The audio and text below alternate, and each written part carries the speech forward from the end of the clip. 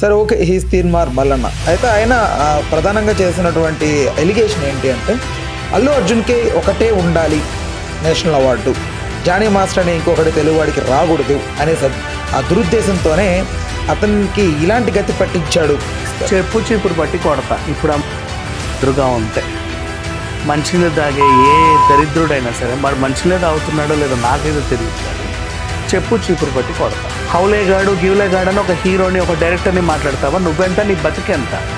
After all దేనికి పనికి వస్తావు? నువ్వు ఎమ్మెల్సీ అయితే ఏంటి, ఈ గిమ్మెల్సీ అయితే ఏంటి? నిన్ను ఎవడెన్నుకున్నాడు అసలు? నీకు ఛానల్ ఉంటే నువ్వు జర్నలిస్ట్ అయిపోతావా? ఈ బేవర్స్ గాడు ఎవడైతే వాగుతున్నాడో వీడిని 4 సార్లు అరెస్ట్ చేశారు లాస్ట్. వీడు అరెస్ట్ అయినప్పుడు పోలీసులను ఏమన్నాడు అన్ని వీడియోలో ఉన్నాయి. ఇంకా వీడు మాట్లాడడానికి లేదు. వీడిని అరెస్ట్ చేశారు, చాలాసార్లు అరెస్ట్ చేసి పిచ్చి పిచ్చి కేసులను పెట్టి జైల్లో పెట్టి రానిలా. అప్పుడు పోలీసుల గురించి వీడు మాట్లాడిన ప్రతి వీడియో వాడి ఛానల్లోనే ఉంది. అది చూసిన తర్వాత ఒకసారి చూడండి ఆ గడిద పోలీసులను అప్పుడేమన్నాడు ఇప్పుడేమంటున్నాడు. హాయ్, హలో, నమస్తే, welcome to our channel Telugu రాజ్యం. నేను మీరామ్.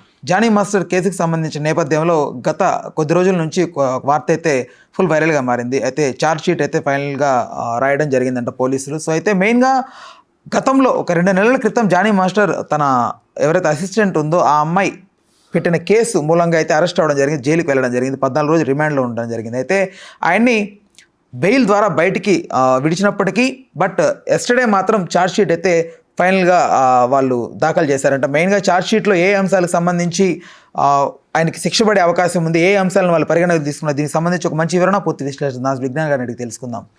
నమస్తే అన్న. నమస్తే. జానీ మాస్టర్ పరిస్థితి ఏంటి? 1 సెకండ్ ఒకటి మాత్రం బాగా గుర్తుపెట్టుకోండి. నువ్వు ఏం చేసావో ఏంటో పక్కన పెట్టేస్తే ఆ పిల్లనైతే నువ్వు ఇబ్బంది పెట్టావు. ఇబ్బంది పెట్టకుండా నీ మీద ఒక ఎలిగేషన్ పాస్ చేయడానికి ఎవరూ బయటికి రారు. నీ వల్ల ఇబ్బందికి గురైంది, అది మాత్రం వాస్తవం. సోషల్ మీడియాలో ఉన్న వార్త ప్రకారంగా మాట్లాడుకుంటే పుష్ప సినిమాకి ఈయన పనిచేశాడు, ఈయన కింద ఈయన పేరు చెప్పుకొని ఆవిడ పనిచేసింది. అవును. ఎలా అయితే మనోడు కాదు పగోడు సిట్యువేషన్ తర్వాత ఆ దరిద్రం మనోళ్ళందరినీ వెనక్కి రండ్రా అని చెప్పిందో ఆ దరిద్రంతో పాటే ఉన్న దరిద్రం అంతా పోయింది. ఆ ఉన్న దరిద్రంలో నేను కూడా దరిద్రాన్ని అని చెప్పి జానీ మాస్టర్ కూడా వెనక్కి వెళ్ళిపోయాడు. సినిమాకి ఇబ్బంది కలిగింది. ఒరే నువ్వు దరిద్రం రా, నేను కాదు, నేను మాత్రం నిర్మాణ సంస్థకి కట్టుబడి ఉంటాను, నీ దగ్గర పనిచేయడానికి నాకే అసహ్యంగా ఉంది, ఇట్లా వదిలేసిపోతావా కాడపారేసిన ఎద్దులాగా అని చెప్పేసి ఆవిడ క్వశ్చన్ చేసి తను మాత్రం లేదండి నా పైనోడిని మీరు పెట్టుకున్నాడు, వాడి తరఫున నేను వచ్చా, ఆడు ఉన్నా లేకుండా నాకు అనవసరం, నేను మాత్రం ఇక్కడే పని చేస్తా, మీరు నాకు మూలకి ఎక్కడన్నా అక్కడ పని ఇచ్చినా నేను చేస్తా, నేను వాడి తరఫున నేను లేదు అని ఆవిడ ఉండింది. తన సిన్సియారిటీకి నచ్చి వీళ్ళు ఏం చేశారు, ఆమెకి కొరియోగ్రాఫర్ హోదా ఇచ్చి మరీ పని చేయించారు. అలా వీళ్ళు పని చేయించుకుంటుంటే ఈయన ఏం చేశాడంటే నన్ను కాదని ఇక్కడ ఎట్లా చేస్తావు నువ్వు అని చెప్పి సెట్కి వెళ్ళి కూడా ఆ పిల్ల కొట్టాడు, తిట్టాడు. ఇవన్నీ దగ్గరుండి చూసింది దేవి నాగవల్లి గారు అనే ఒక జర్నలిస్ట్. తన కంటపడిందంటే ఇంకేముంది, ఆ అమ్మాయిని అప్పటికి నువ్వు ధైర్యంగా ఉండు, నీ వెనకాల నేను ఉంటా, చేద్దాం ఏమైనా. నథింగ్. ఆ పిల్ల పోను, నేను ఏదో మాస్టర్ 4 రోజులు వాడి దగ్గర తిన్నా, వాడి నీడలో ఉన్నా, ఏదో చేసి ఉంటాడులే, మన పని మన. నో నో నో నో ఒక ఆడపిల్లగా నీకు ఇలా అవ్వాల్సిన అవసరం లేదు. ఇంతకేమేం చేశాడక్క చాలా, అక్కడ ఉన్నప్పుడు అలా చేశాడు, అటు తీసుకెళ్ళినప్పుడు ఇలా చేశాడు, నేను ఈ ఏజ్లో ఉన్నప్పుడు వచ్చా. ఛార్జ్ షీట్లో కూడా ఫైల్ చేశారంట కదా, ఎక్కడికో ఈవెంట్స్ తీసుకెళ్ళి ఈవెంట్స్ షూటింగ్స్ వాళ్ళ ఉద్దేశంలో నేను ఇంత ఉన్నప్పుడు వచ్చా అలా అనిపించింది. ఆవిడ నా మీద కన్నేసాడు. ముంబై తీసుకెళ్ళినప్పుడు ఇలా చేశాడు, అక్కడ తీసుకెళ్ళినప్పుడు ఇలా చేశాడు, అయినా సరే అక్క భరించా. ఇప్పుడు కూడా భరించా, నాకేం ప్రాబ్లం లేదు. కానీ వాడు అదేంటిది ఒప్పుకున్న ప్రాజెక్ట్ని గాడిదలా వదిలేసిపోతున్నాడు. వాడి వల్ల వీళ్ళందరికీ నష్టం.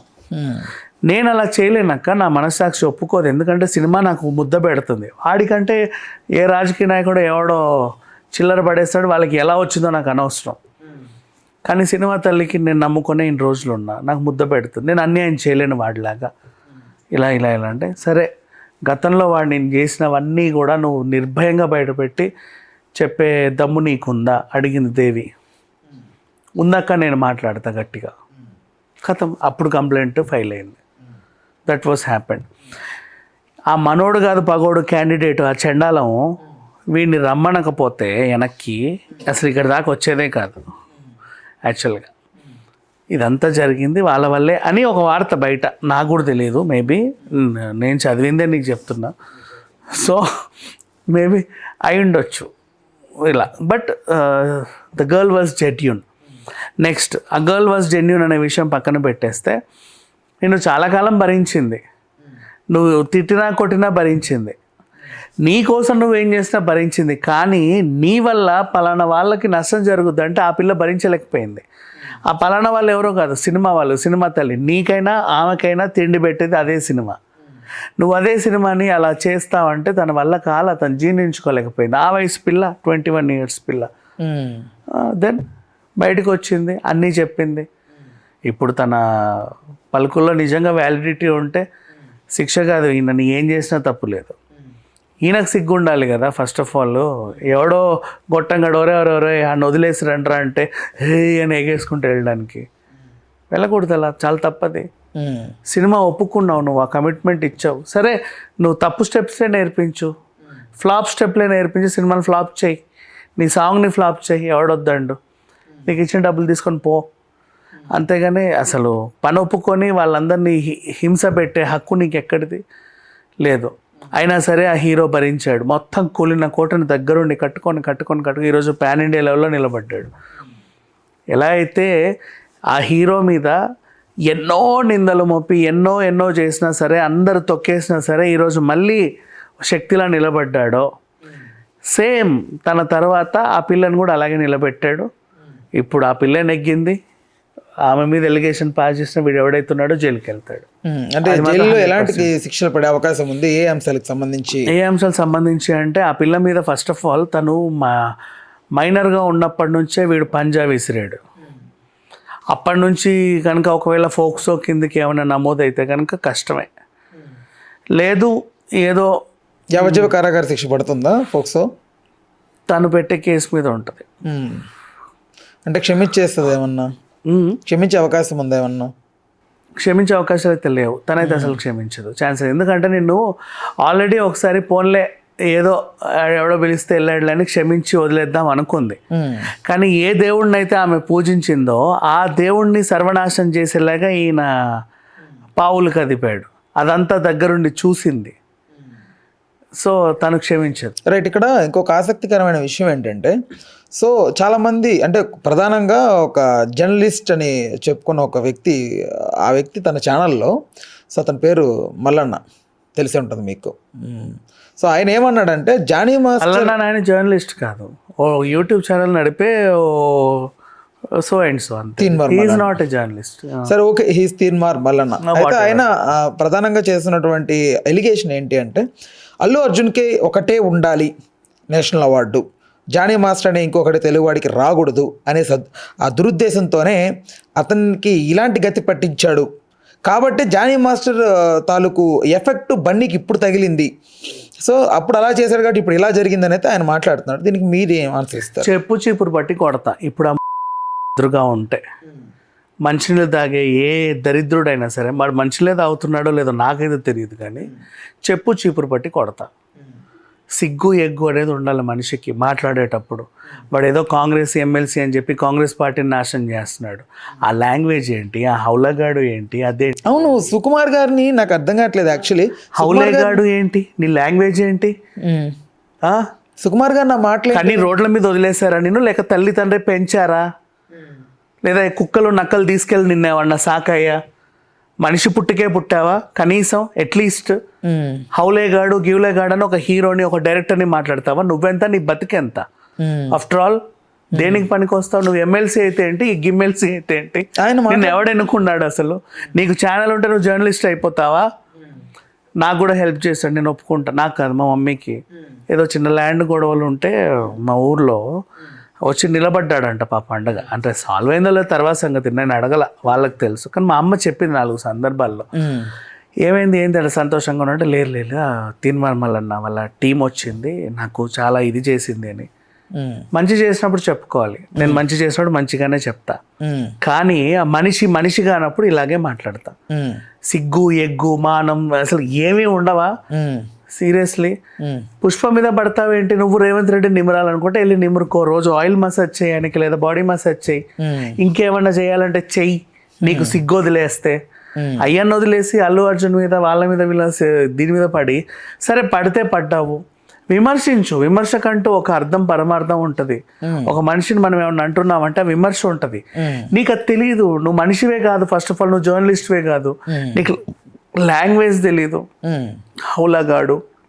అవును. ఇంకొకటి, వాట్ ఈస్ దిస్ లాంగ్వేజ్? ఎవడు నేర్పాడు వీడికి? చదువుకున్నాడా వీడు? అసలు చదువుకున్నాడేనా? రోజు న్యూస్ పేపర్ చదవడం అయితే నాకు తెలుసు, అంటే ఆ చదువు వచ్చు, అంటే ఏం చదువుకున్నాడో నాకు తెలియదు. అవును. పోలీస్ సంబంధించి నాకు అర్థం కావట్లేదు, ఎన్నో సినిమాల్లో పోలీసులు విలన్ చేత చెప్పబడుతున్నారు. పోలీస్ తాలూకు ఆ యూనిఫామ్కు తగ్గట్టు వాల్యూ కొన్ని సినిమాల్లో పడిపోతూ వచ్చింది. ఏ సినిమాకి రెస్పాండ్ అవ్వని రీతిలో ఒక ప్రాస్టిట్యూట్ షికావత్ క్యారెక్టరైజేషన్ని ఆ స్విమ్మింగ్ పూల్లో పడుకోబెట్టి, స్విమ్మింగ్ పూల్లో ఉండగా తనేదో ఇన్సిడెంట్ అదే క్రియేట్ చేస్తే, అంత షికావత్తో గొప్ప దైవాంశ సంభూతుడిలాగా తీసుకొని పుష్ప క్యారెక్టర్ని అంత వరస్ట్గా చేసి ఆయన ఎందుకు మాట్లాడుతున్నాడు అనేది ఐ డిడ్ంట్ అండర్స్టాండ్. బేవర్స్ గాడు ఎవడైతే వాగుతున్నాడో వీడిని 4 సార్లు అరెస్ట్ చేశారు లాస్ట్ టైం. వీడు అరెస్ట్ అయినప్పుడు పోలీసులను ఏమన్నాడు అన్ని వీడియోలో ఉన్నాయి. ఇంకా వీడు మాట్లాడడానికి లేదు. వీడిని అరెస్ట్ చేశారు, చాలాసార్లు అరెస్ట్ చేసి పిచ్చి పిచ్చి కేసులను పెట్టి జైల్లో పెట్టి రానిలా. అప్పుడు పోలీసు వాళ్ళ గురించి వీడు మాట్లాడిన ప్రతి వీడియో వాడి ఛానల్లోనే ఉంది. అది చూసిన తర్వాత ఒకసారి చూడండి ఆ గడిద పోలీసులను అప్పుడేమన్నాడు ఇప్పుడేమంటున్నాడు అని. ఇది అదే ఐ డిడ్ంట్ అండర్స్టాండ్. యాక్చువల్లీ ఎన్ని సినిమాలు ఇప్పటి వరకు చూస్తుంటాం పోలీస్ క్యారెక్టరైజేషన్ కించపోరు, అంటే కథాంశం పట్ల ఉంటుంది. అది ఎండ్ ఆఫ్ ద డే వాళ్ళ కథ ఎలా రాసుకుంటే ఆ కథ కోసం అనేది ఆ క్యారెక్టరైజేషన్. ఇకపోతే ఊరికి దేశానికి ఎందుకు పనికిరాని ఈడి గురించి మాట్లాడుకోవడం కూడా వేస్ట్. ఒక ఫైనల్ కన్క్లూజన్, ఏ కన్క్లూజన్? ఈ దరిద్రాన్ని గురించి ఇంతటితో ఆపేసాయి, అసలు మాట్లాడడం కూడా. అంటే సుకుమార్ మనకి టైం వేస్ట్. 1500 కోట్ల చిత్రాన్ని సుకుమార్ గురించి మాట్లాడడానికి వీడికి అర్హత లేదు. ఫస్ట్ ఆఫ్ ఆల్ 1500 సుకుమార్ గారి అంశంలో ఈ దరిద్రాన్ని మనం ఎంపిక చేసి మాట్లాడడం కూడా మనకి పరువు తక్కువే. సో అంత కష్టపడి ఒక చిత్రాన్ని తెలుగు ఇండస్ట్రీ స్థాయిని ఎక్కడికో పెంచడం కోసం పుష్ప లాంటి చిత్రాన్ని 3 సంవత్సరాలు కష్టపడి తీస్తే, ఆయన కథాంశం పట్ల ఆయన తీసుకుంటూ వెళ్ళిపోతే, ఆయన తప్పు పడుతూ హౌలేగా గీవులేగా ఆయన పదజాలం వాడుతూ బన్నీ యూరిన్ తాగమన్నాడు. అలాంటి మాట అనొచ్చు అనేది నాకు డిడెంట్ అండర్స్టాండ్. అసలు ఎలా మాట్లాడాలి? వాడే తాగి బతికే ఉంటారు కదా, అట్లాంటి వాడు వీడు. అన్ని దాగు లేకపోతే ఇలాంటి అంటే పోలీసుల్ని మెప్పించడానికి వాట్ ఎవర్ ఇట్ మేబీ ఇలా మాట్లాడడం అయితే తప్పు. రైట్, కంక్లూజన్కి వచ్చే ముందు లాస్ట్ పాయింట్ ఏంటంటే, ఏదైతే మనం ఫస్ట్ నుంచి అనుకుంటున్నామో జానీ మాస్టర్ ఇష్యూలో బన్నీ ఇన్వాల్వ్ అయ్యాడని, బట్ బన్నీ తాలూకు సంబంధించిన ఇన్సిడెంట్కి జానీ మాస్టర్ నిన్న వచ్చి కొంత అమౌంట్ అయితే ఇవ్వడం జరిగిందంట. సో అంటే జానీ మాస్టర్ బన్నీకి ఏం లేదని కొంతమంది మాట్లాడుకుంటున్నారు. అసలు ఉందా లేదా? ఏమీ లేదు యాక్చువల్ చెప్పాలి అంటే. అసలు జానీని బన్నీని పక్క పక్కన పెట్టాల్సిన అవసరం కూడా లేదు. ఆయన చేసిన దరిద్రం ఏంటో ఆయనకి తెలుసు. అంటే పిల్లోడు కోసం ఇతను వచ్చాడు కదా జానీ మాస్టర్, జీవితంలో ఎప్పుడూ చేయకూడదు తప్పు ఒకటి చేశాడు, దానికి అనుభవిస్తున్నాడు. నువ్వు ఎన్ని మెరుగులు దిద్దుకున్నా సరే, ఎన్ని మెరుగులు అద్దుకున్నా సరే, నువ్వు నిందితుడివే అంతే. రైట్, ఓకే అన్న, thanks for the time, thanks for information.